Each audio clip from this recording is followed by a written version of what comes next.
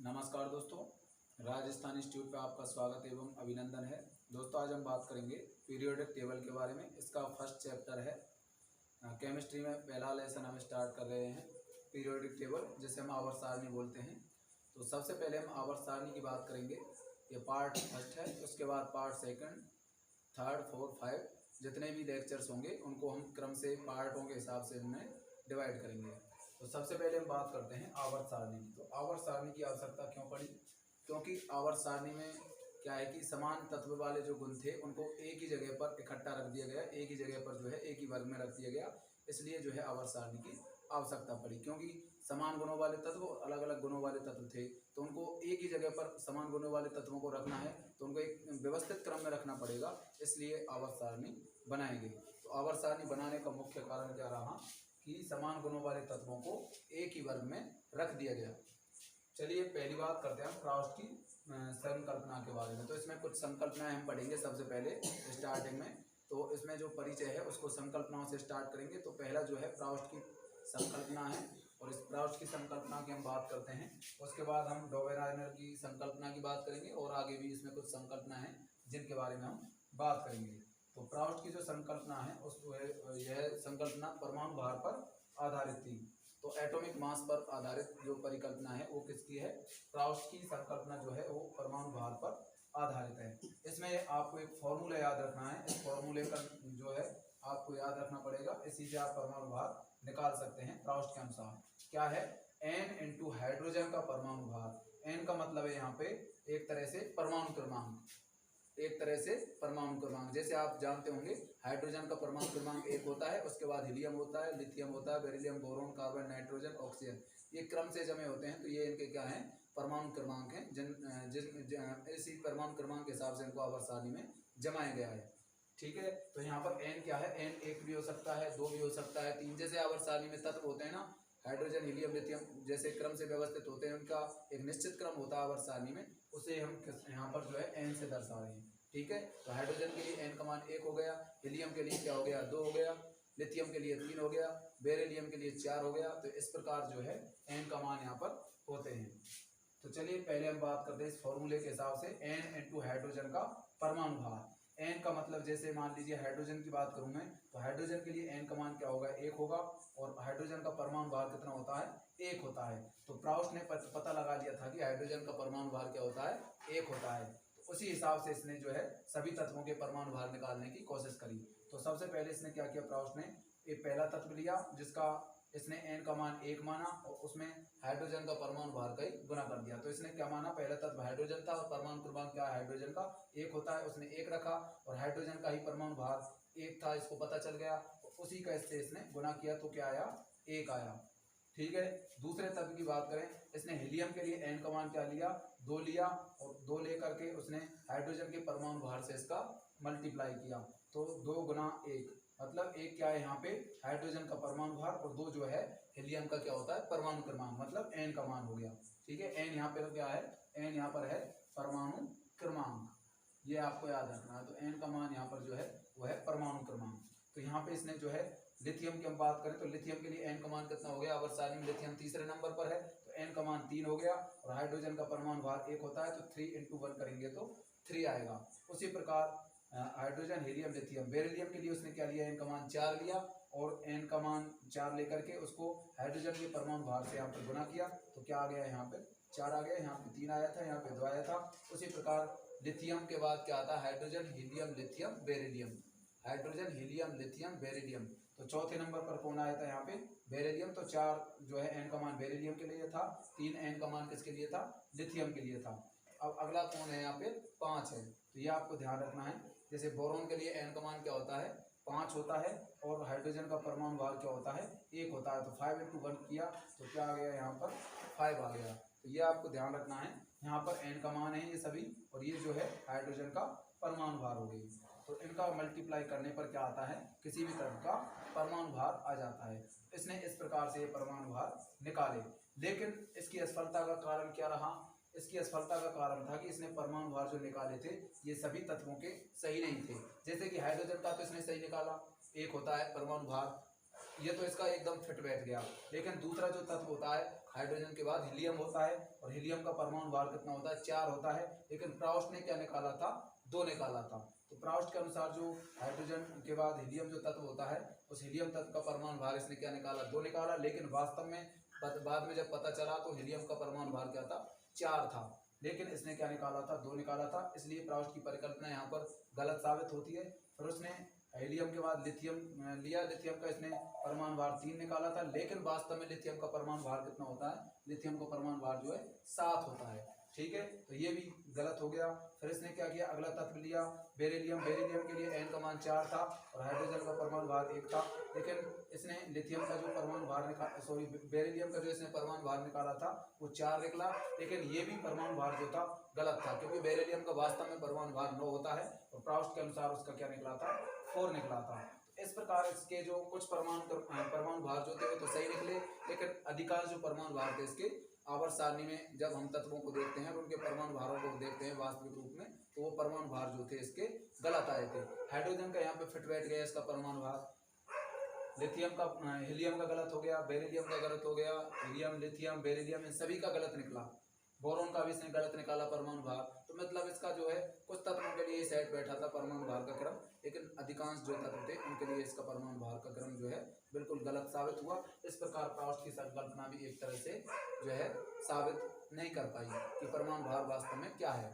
तो ये भी एक तरह से फेल मानी जाती है परिकल्पना, प्राउस्ट की संकल्पना। इसकी असफलता का कारण क्या माना जाता है, ये है परमाणु भार गलत बताए। तो इसने क्या गलत बताए थे, ये परमाणु भार जो निकाले थे इसने इस फॉर्मूले से, ये एकदम गलत निकले थे।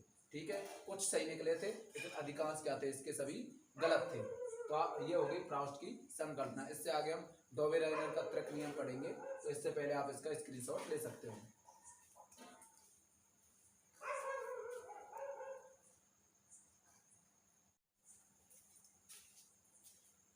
चलिए अगला पार्ट देखते हैं हम। पार्ट 1 में ही अगला जो नियम है वो है डोबे-राइनर का त्रिक नियम। तो इसने कौन सा नियम दिया था, त्रिक नियम दिया था। ये कई बार पूछा गया है, त्रिक नियम किसने दिया था, डोबे-राइनर के द्वारा दिया गया। तो ये सीधा सीधा भी पूछा जाता है कि त्रिक नियम किसके द्वारा दिया गया, डोबे-राइनर का जो त्रिक का नियम है ये आपको याद रखना है। तो डोबे-राइनर के द्वारा त्रिक नियम दिया गया था। तो ये दूसरी परिकल्पना है डोबे-राइनर की, पहली प्राउस्ट की थी, दूसरी डोबे-राइनर की परिकल्पना है। तो डोबे-राइनर ने त्रिक नियम दिया था। त्रिक नियम में क्या होता है कि पहले तत्व का परमाणु भार प्लस तीसरे तत्व का परमाणु भार में 2 का जब भाग दिया जाता है तो दूसरे तत्व का परमाणु भार निकलता है। तो ये याद रखना है, पहले तत्व का परमाणु भार प्लस तीसरे तत्व का परमाणु भार बटा 2 बराबर दूसरे तत्व का परमाणु भार। अब देखो कैसे निकालते हैं इसमें त्रिक नियम से। जैसे कि मान लीजिए पहला तत्व लिथियम है, दूसरा सोडियम है और तीसरा पोटेशियम है। तो इसमें क्या होता है, ये पूछा जाता है कि निम्न में से कौन सा जोड़ा जो है त्रिक नियम का पालन करता है या नहीं। तो यहाँ पे ध्यान रखना है आपको, त्रिक नियम का पालन कौन करेगा, जो बीच वाला जो तत्व है इसका परमाणु भार जो हम निकालेंगे उसके बराबर यदि आता है तो त्रिक नियम का पालन करता है, अन्यथा वो नहीं करेगा। मतलब पहले तत्व का परमाणु भार और तीसरे तत्व के परमाणु भार में आप 2 का भाग दोगे तो दूसरे तत्व का परमाणु भार निकलेगा। देखो पहले तत्व का परमाणु भार क्या है, 7 है, और तीसरे तत्व का परमाणु भार क्या है यहाँ पे 39 है, 39 है। ठीक है, 39 बटा क्या किसका भाग देंगे, इसमें हम 2 का भाग देंगे तो कितना हो जाएगा 39 में जब हम 7 जोड़ेंगे तो क्या हो जाएगा 46, और 46 बटा 2 करेंगे तो कितना आ जाएगा 23 आ जाएगा। ठीक है, तो यहाँ पे कितना आ जाएगा 46 बटा 2 करेंगे तो यहाँ पे 23 आएगा। और यहाँ पर भी आप देख रहे हो यहाँ पर भी 23 है बीच वाले तत्व का, और इस नियम से हम निकालते हैं तो उसका भी क्या है 23 है। तो ये आपको ध्यान रखना है कि जो दूसरे तत्व का परमाणु भार है वो कितना आ गया, यहाँ पे 23 आ गया। तो ये इसके समान है। तो ये हमको पता चल रहा है कि दूसरे तत्व का परमाणु भार हमको पता है कितना होता है 23 होता है, और डोबे-राइनर के त्रिक नियम से भी क्या निकल गया 23 निकल गया। अतः ये आपको पता चल रहा है कि यहाँ पर ये त्रिक नियम का पालन कर रहा है। तो आप यहाँ पर लिख सकते हो यह त्रिक नियम का पालन करता है। ठीक है, ऐसे पूछा जाएगा कि निम्न में से कौन सा त्रिक नियम का पालन नहीं करता। तो ये क्या करता है, त्रिक नियम का पालन करता है। अगला देखेंगे, अगला एग्जांपल है हाइड्रोजन हीलियम और लिथियम लिया मैंने। त्रिक नियम में क्या होता है 3 के सेट मिलेंगे आपको ऑप्शन में भी, तो तीनों में पता लगाना है कि त्रिक नियम का पालन करता है या नहीं। अब जैसे 3 सेट आपको क्रम से दिए उसने, हाइड्रोजन हीलियम और लिथियम। आपको पता है कि हाइड्रोजन का परमाणु भार 1 होता है, सभी को पता है कि हीलियम का परमाणु भार वास्तव में कितना होता है 4 होता है, और लिथियम का कितना होता है 7 होता है। तो ऐसे आपको क्रम से पहले तो परमाणु भार इनके लिखने हैं ऑप्शन में से ही, ऑप्शन में देखना है आपको हाइड्रोजन हीलियम लिथियम तीनों क्रम है और उनके परमाणु भार नीचे आप लिख लेना। फिर इनमें क्या करना है आपको इस नियम को लगाना है। इसमें क्या करना है, पहला तत्व कौन सा है हाइड्रोजन, और हाइड्रोजन का परमाणु भार यहाँ पे लिखना है आपको 1, और तीसरे तत्व का परमाणु भार तीसरा कौन सा है यहाँ पे तत्व लिथियम, इसका परमाणु भार कितना है ये मैंने पहले ही आपको लिख दिया था 7। अब दोनों में 2 का हम भाग देंगे तो दूसरे तत्व का परमाणु भार आना चाहिए। दूसरा तत्व कौन सा है 4 का परमाणु भार मैंने निकाल दिया था पहले ही, यहाँ पे कितना होता है 4 होता है। तो यहाँ पर आप भाग दोगे तो 8/2 कितना आएगा यहाँ पर 4 आ जाएगा। तो आपको पता है कि दूसरे तत्व का यहाँ पर परमाणु भार क्या था, वास्तव में 4 था, और मैंने इस त्रिक नियम से निकाला तो भी 4 आया। तो इसका मतलब क्या है, ये त्रिक नियम का पालन करता है, ये भी क्या करता है त्रिक नियम का पालन करता है। ठीक है, ये लिख लेना है आपको, त्रिक नियम का पालन करता है। अगला एग्जाम्पल जो है फ्लोरीन, क्लोरीन और ब्रोमीन, तीनों यहाँ पर क्रम से दिए गए हैं। फ्लोरीन का परमाणु भार जो होता है 19 होता है, और क्लोरीन का कितना होता है 35.5, लेकिन लगभग में मैंने यहाँ पर 35 लिख लिया है। ठीक है, और ब्रोमीन का परमाणु भार कितना होता है 80 होता है। अब देखो यहाँ पे पहले तत्व का परमाणु भार कितना है 19, तीसरे तत्व का परमाणु भार यहाँ पर कितना है 80। ठीक है, और बटा में हम किसका भाग देते हैं, त्रिक नियम में 2 का भाग देते हैं। अब जो परमाणु भार आएगा वो इस 35 के बराबर आना चाहिए। ये तो हमको वैसे डायरेक्ट याद होने चाहिए आवर्त सारणी में परमाणु भार। पहले तो आपको आवर्त सारणी में तत्वों के परमाणु भार 30 तक याद करने हैं, मतलब 20 तक भी यदि आपको जो है आवर्त सारणी के जो 20 तक तत्व हैं उनके परमाणु भार आपको रटे हुए होने चाहिए, तब आप उनके नीचे परमाणु भार लिख लें। और उसके पश्चात इस नियम कर लगाने के पश्चात दूसरे तत्व के परमाणु भार यदि बराबर आ रहे हैं तो आप बता सकते हो कि ये त्रिक नियम का पालन कर रहा है। यदि बराबर नहीं आ रहा है इसके बीच वाले तत्व के परमाणु भार के, तो आप कहोगे कि ये त्रिक नियम का पालन नहीं करता है। देखो यहाँ पे देखोगे तो 80 और 19 कितना हो जाएगा 99 हो जाएगा, और 99 में अपन 2 का भाग देंगे तो कितना आ जाएगा 49 पॉइंट कितना आ जाएगा 5 आ जाएगा, 49.5 आ गया। तो आप देखोगे यहाँ पर 35 था और यहाँ पर क्या आ गया 49.5, तो यहाँ पर 35 और 49.5 सेम नहीं है। तो इससे क्या पता चल रहा है हमको कि ये जो है त्रिक नियम का पालन नहीं करता है। ठीक है, यह त्रिक नियम का पालन नहीं करता है।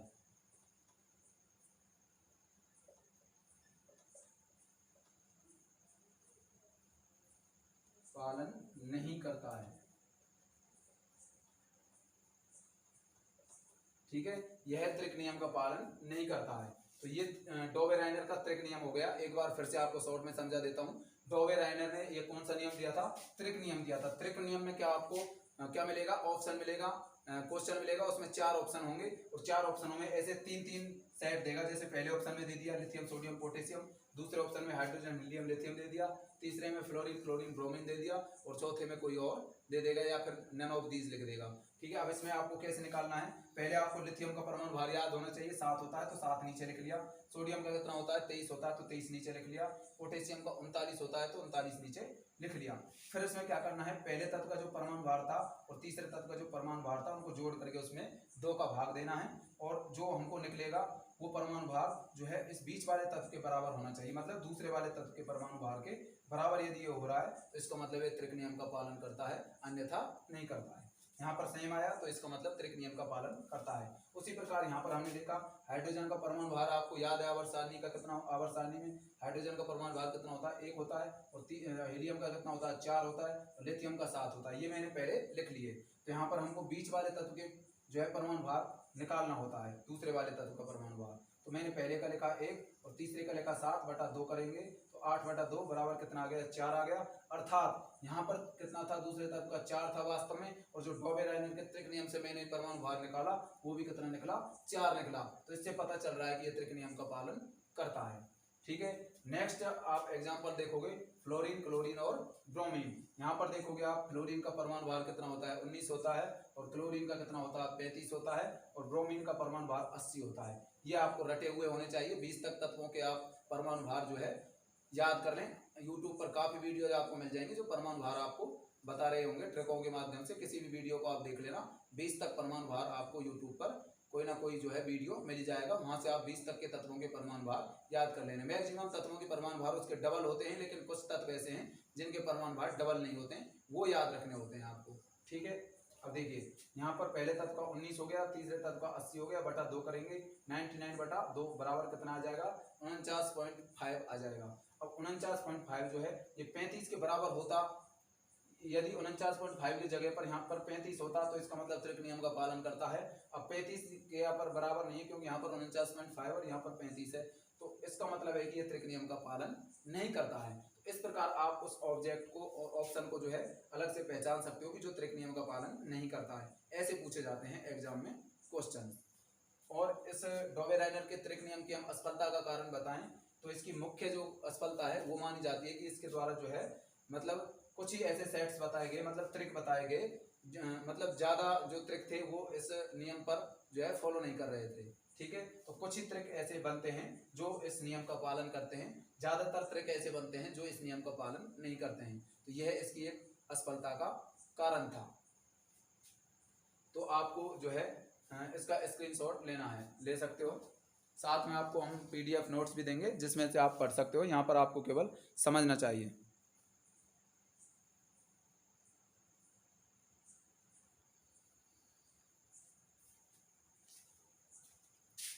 चलिए दोस्तों, तीसरा नियम हम पढ़ते हैं, न्यूलैंड का अष्टक नियम। तो न्यूलैंड का अष्टक नियम ये तीसरा नियम है आवर्त सारणी में। तो इसमें आपको ध्यान रखना है, ये मैंने पहले ही आपको लिख करके रख लिया है जिससे कि इसमें टाइम खर्च नहीं हो, शॉर्ट में आपका वीडियो जो है तैयार हो जाए, ज़्यादा टाइम इसमें नहीं लगे। तो आपको इसमें क्या ध्यान रखना है न्यूलैंड के अष्टक नियम में, तो इसकी परिभाषा सबसे पहले मैं आपको बताता हूँ। यहाँ पर आपको ध्यान रखना है अष्टक से, अष्टक का मतलब हो गया, इसमें मतलब 8 क्या होंगे, लगातार तत्व होंगे। उनमें जो 8वां तत्व होगा वो पहले वाले तत्व के उसके गुण क्या होंगे, समान होंगे। मतलब 8वें वाला जो तत्व होगा उसका जो गुण होगा वो पहले वाले तत्व के समान होगा। अब देखिए, यदि तत्वों को परमाणु भार के बढ़ते क्रम में रखा जाए तो प्रत्येक 8वां तत्व पहले तत्व के साथ गुणों में समानता दर्शाता है। अब देखिए एक एग्जांपल से मैं आपको समझा देता हूँ। जैसे हम लिखते हैं सा रे गा मा पा धा नी और सा आता है ना लास्ट में, फिर सारे गामा पा धा नी सा ऐसे चलता है। तो पहला वाला क्या हो गया, पहला ये, दूसरा, तीसरा, ये चौथा मान लिया मैंने, ये 5वां, ये 6वां और ये 7वां। 8वां क्या आएगा, सा। 8वां क्या आएगा यहाँ पर, सा। लेकिन जो 8वां वाला तत्व है वो पहले वाले तत्व के समान हो गया ना, यहाँ पर भी सा आ गया, यहाँ पर भी सा आ गया। तो पहला वाला तत्व और 8वां वाला तत्व जो होता है गुणों में क्या दर्शाता है, समानता दर्शाता है। मैं इसको यहाँ पर लिख लेता हूँ, ठीक है, नीचे लिख लेता हूँ। तो यहाँ पर ये क्या हो गया, 8वां हो गया। मतलब पहला वाला जो तत्व है वो गुणों में 8वें वाले तत्व के साथ जो है समानता दर्शाएगा। तो पहले वाले तत्व के जो गुण होंगे वही जो है 8वें वाले तत्व के गुण होंगे। चलिए तत्वों को लेकर के मैं एक बार समझा देता हूँ। यहाँ पर मान लीजिए मैं आवर्त सारणी में से तत्व लेता हूँ लिथियम, दूसरा तत्व मैं लेता हूँ लिथियम के बाद क्या होता है, हाइड्रोजन, हीलियम, लिथियम, लिथियम के बाद बेरिलियम, फिर बोरोन होता है, फिर कार्बन होता है, फिर नाइट्रोजन होता है, ऑक्सीजन होता है, फ्लोरीन होता है और उसके बाद नियोन होता है। लेकिन आपको ध्यान रखना है उस समय अक्रिय गैस जो है नियोन अक्रिय गैसों में आती है, तो अक्रिय गैसों की उस समय खोज नहीं हुई थी। इस वजह से इसने न्यूलैंड ने जो है अक्रिय गैसों को इस क्रम में नहीं रखा था, क्योंकि अक्रिय गैसों की उस समय खोज ही नहीं हुई थी। अब देखिए फिर उसके बाद इसने क्या रखा था, फिर यहाँ पर सारे गामा दोबारा से आप लिख सकते हो, सारे गामा, ठीक है। तो ये 9वां हो जाएगा, यहाँ पर 10वां, यहाँ पर 11वां। तो इस प्रकार इसने नंबर दिए थे। तो फ्लोरीन के बाद नियोन को हमको छोड़ देना क्योंकि अक्रिय गैसों की खोज नहीं हुई थी। उसके बाद अगला क्या हो गया, सोडियम, सोडियम के बाद क्या होता है, मैग्नीशियम, फिर एल्युमिनियम, फिर सिलिकॉन, ठीक है। तो इस प्रकार आगे चलता गया क्रम। तो इसने क्या किया, जैसे पहला तत्व जो लिया इसने लिथियम लिया, दूसरा बेरिलियम, तीसरा बोरोन, चौथा कार्बन, 5वां नाइट्रोजन, 6वां ऑक्सीजन, 7वां फ्लोरीन, 8वां तत्व कौन सा था, इसने लिया सोडियम को। और अब मैंने आपको बताया कि पहला तत्व और 8वें तत्व के गुण समान है, तो लिथियम के जो गुण होंगे वो किसके समान होंगे, लिथियम के गुण जो होंगे यहाँ पर सोडियम के समान होंगे, ठीक है। तो ये मैं आपको बताना चाह रहा हूँ कि जो पहला वाला तत्व है उसके गुण जो हैं इसके अनुसार, न्यूलैंड के अनुसार 8वें वाले तत्व के समान होंगे।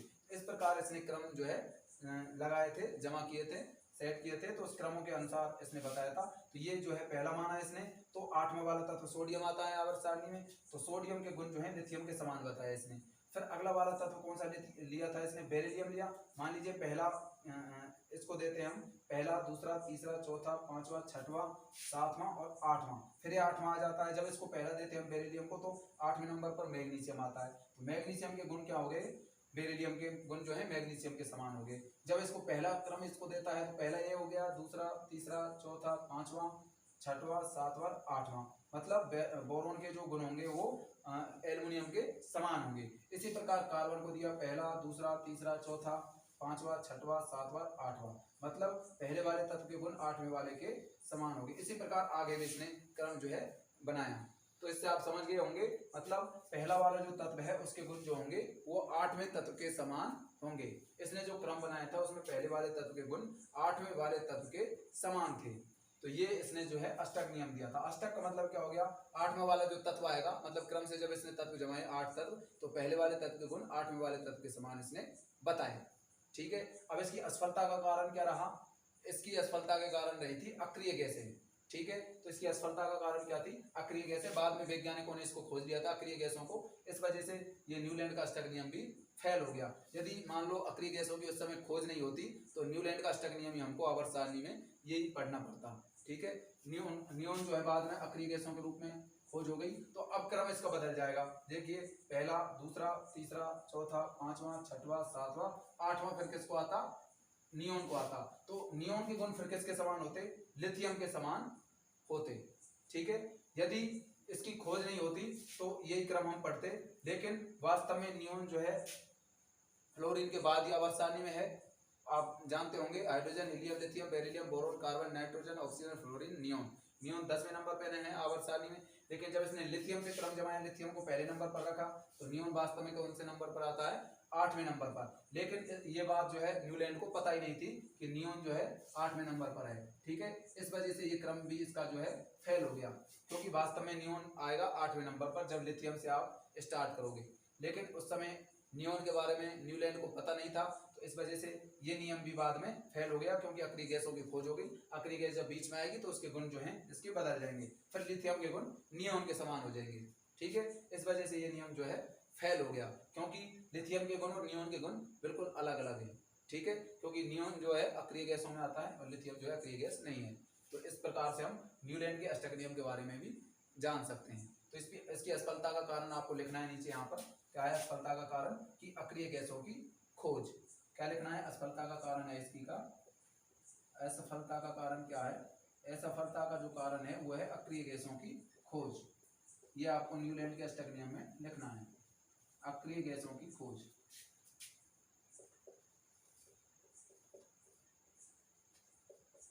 तो अक्रिय गैसों की खोज होने के कारण ये नियम भी जो है असफल हो गया। आप इसका स्क्रीनशॉट ले सकते हो।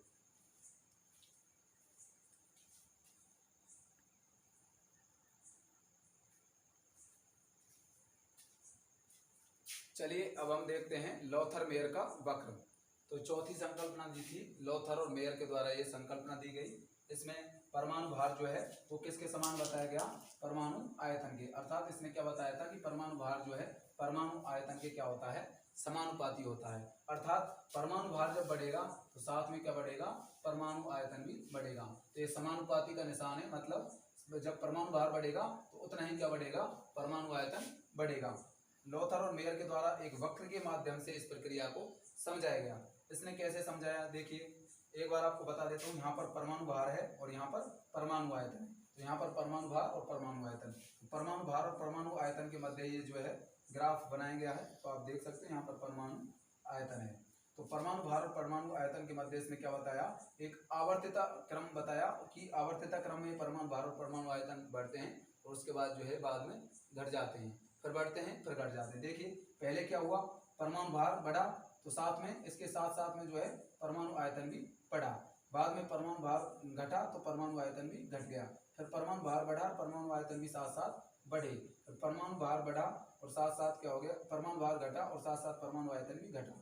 फिर परमाणु भार बढ़ा और उसके साथ साथ परमाणु आयतन बढ़ा और फिर परमाणु भार घटा और साथ में परमाणु आयतन भी घट गया। मतलब जब यहाँ पर परमाणु भार बढ़ेगा तो साथ में परमाणु आयतन भी बढ़ेगा, फिर परमाणु भार घटेगा तो परमाणु आयतन भी घटेगा। इसी प्रकार इसने बताया परमाणु भार बढ़ा साथ में परमाणु आयतन बढ़ा, परमाणु भार घटा परमाणु आयतन घटा।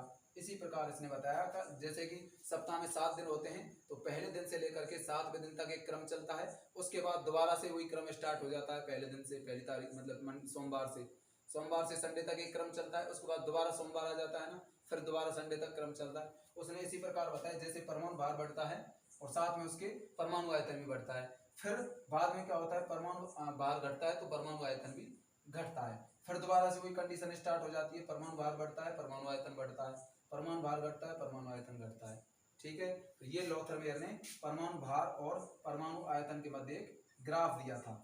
कैसे, देखिए इसने जो नीचे वाला भाग था जो एकदम जब कम होता है तो उसको इसने गर्त बोला। यहाँ पर एक गर्त जैसा कंडीशन बन गई ना, गर्त का मतलब गड्ढे जैसी, तो यहाँ पर खड्डा या गड्ढे जैसी ये कंडीशन बन गई, तो इसको क्या बोल दिया इसने, गर्त बोल दिया। ऊपर वाला भाग जो है इसको क्या बोला इसने, शीर्ष पार्ट बोला, पीक पॉइंट बोला इसको। क्या बोला, पीक का मतलब होता है उच्चतम, मतलब शीर्ष बिंदु, तो यहाँ पर ये शीर्ष वाला पार्ट इसको बोला गया। और नीचे आप जाओगे बाद में इसको देखोगे एकदम जब ये ऊपर बढ़ता है तो इस क्रम को इसने क्या बताया, बढ़ते हुए क्रम को आरोही क्रम बताया, और इसको क्या बताया इसने, घटते हुए क्रम को अवरोही क्रम बताया। तो शीर्ष वाला आपको याद रखना है, ये पूछा जाता है कई बार, इसको शीर्ष बोला था। और शीर्ष पर इसने कुछ तत्व माने थे जैसे लिथियम, सोडियम, पोटेशियम, रुबेडियम और सीजियम। तो ये तत्व जो थे इसने बताया कि ये शीर्ष वाले भाग पर होते हैं। तो लिथियम, सोडियम, पोटेशियम, रुबेडियम और सीजियम। लीना की रबड़ी सस्ती, ये याद रखना है आपको, लीना की रबड़ी सस्ती, इस ट्रिक से आपको याद रखना है। ठीक है, क्या रखना है, लीना की रबड़ी सस्ती, तो ये ट्रिक आपको याद रखनी है। ये जो तत्व थे इसने शीर्ष वाले पार्ट पर रखे थे। ठीक है, तो ये वाले तत्व इसने कहाँ रखे थे, शीर्ष वाले पार्ट पर रखे थे। बाद में आरोही जो तत्व थे, यहाँ पर जो आरोही क्रम है इस क्रम पर इसने जो तत्व रखे थे वो कौन से थे, फ्लोरीन, क्लोरीन, ब्रोमीन और आयोडीन। फिर कल भार आई। ठीक है, ये आपको ट्रिक याद रखनी है, फ्लोरीन, क्लोरीन, ब्रोमीन और आयोडीन। अवरोही क्रम पर जो इसने तत्व रखे थे वो रखे इसने बेरिलियम, बी को बोलते हैं, बी को तो बोलते हैं बेरिलियम, और बी ए को बोलते हैं बेरियम। ठीक है, इसको बोलते हैं बेरिलियम और उसको बेरियम। ठीक है, बेरियम। अब देखिए बेरिलियम, मैग्नीशियम, कैल्शियम, स्ट्रांसियम और बेरियम, तो ये क्रम इसने अवरोही क्रम बताया। ठीक है, तो ये आपको याद रखना है, पूछे जाते हैं कौन सा लोथरमेयर के द्वारा शीर्ष वाले भाग पर रखे गए थे, कौन से आरोही क्रम में रखे गए थे और कौन से अवरोही क्रम में रखे गए थे। तो ये ग्राफ के माध्यम से इसने इसको समझाया। शीर्ष वाले बिंदु पर इसने कौन से तत्व रखे, लिथियम, सोडियम, पोटेशियम, रुबेडियम और सीजियम। आरोही क्रम पर जो बढ़ता हुआ क्रम है उसे आरोही क्रम बोलते हैं। इस पर इसने फ्लोरीन, क्लोरीन, ब्रोमीन और आयोडीन तत्व रखे। और अवरोही क्रम पर इसने बेरिलियम, मैग्नीशियम, कैल्शियम, स्ट्रांसियम और बेरियम रखे। बेटा मांगे कार, स्कूटर, बाप। ठीक है, तो ये याद रखना है आपको इस ट्रिक के माध्यम से। तो ये लोथरमेयर का वक्र हो गया। तो लोथरमेयर ने परमाणु भार और परमाणु आयतन को जो है समझाया था। तो परमाणु भार और परमाणु आयतन संबंधी वक्र जो है वो लोथरमेयर का वक्र है। इसने बताया कि परमाणु भार जब बढ़ेगा साथ में परमाणु आयतन भी उतना ही बढ़ेगा। तो इस वक्र को आपको याद रखना है। साथ में ये याद रखना है यहाँ से क्वेश्चन बनता है। ठीक है, यहाँ से क्वेश्चन बनता है, ये याद रखना है। शीर्ष वाले भाग पर कौन से तत्व रखे और आरोही क्रम में कौन से तत्व रखे, अवरोही वाले कौन से तत्व इसने इस ग्राफ में रखे थे। तो ये परमाणु भार और परमाणु आयतन के मध्य ये ग्राफ है। तो ये आपको याद रखना, आप इसका स्क्रीनशॉट ले सकते हो। नेक्स्ट डे आपको पार्ट 2 लाया जाएगा। तो पार्ट 1 में आपको 4 संकल्पनाएं मेरे द्वारा पढ़ाई गई हैं। धन्यवाद।